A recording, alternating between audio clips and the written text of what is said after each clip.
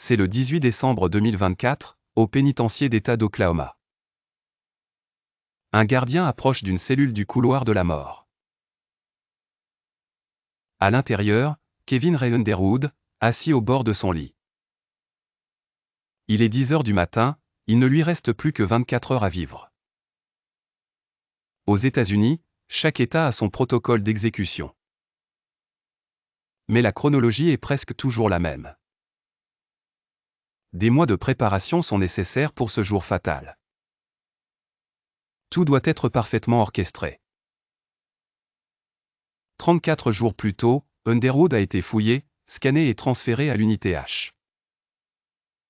C'est ici que les détenus passent leurs dernières heures. Une cellule propre, presque luxueuse pour une prison.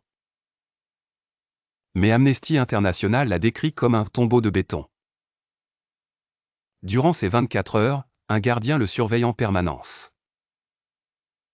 À midi, on lui apporte un repas simple, rien de spécial. Ensuite, il peut recevoir ses proches ou ses avocats. En Oklahoma, ces visites se font toujours sans contact. Quand les visites s'achèvent, il ne reste que l'aumônier. Il l'aide à prier, écrire des lettres, ou simplement parler. Car beaucoup réalisent qu'ils ne reverront jamais leurs proches. La nuit venue, c'est l'heure du dernier repas. Dans la plupart des États, il est limité par un budget dérisoire. En Oklahoma, $25 maximum. Un dernier goût de liberté, après des décennies d'incarcération.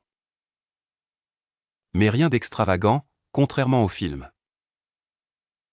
À 4h30, le jour de l'exécution, on le réveille. Douche rapide, nouvel uniforme, et une couche pour adultes. Puis l'aumônier reste à ses côtés jusqu'à la fin. À 10h, Underwood est déclaré mort, le jour même de ses 45 ans. Il avait été condamné pour le meurtre atroce d'une fillette de 10 ans. Ses avocats ont plaidé la maladie mentale, sans succès. Je sais que je mérite d'être puni, disait-il. Mais il posait une question, la société mérite-t-elle de prendre ma vie ? Si tu veux d'autres histoires vraies et saisissantes, abonne-toi dès maintenant.